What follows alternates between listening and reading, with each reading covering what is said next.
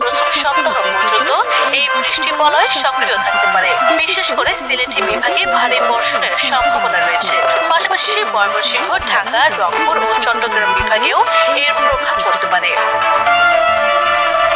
এ সময় দেশের বিভিন্ন অঞ্চলে কালবৈশাখী ঝড়, শিলাবৃষ্টি ও তীব্র বজ্রপাতের আশঙ্কা রয়েছে। ফলে কৃষি, যোগাযোগ ও সাধারণ মানুষের দৈনন্দিন জীবনে এর প্রভাব পড়তে পারে।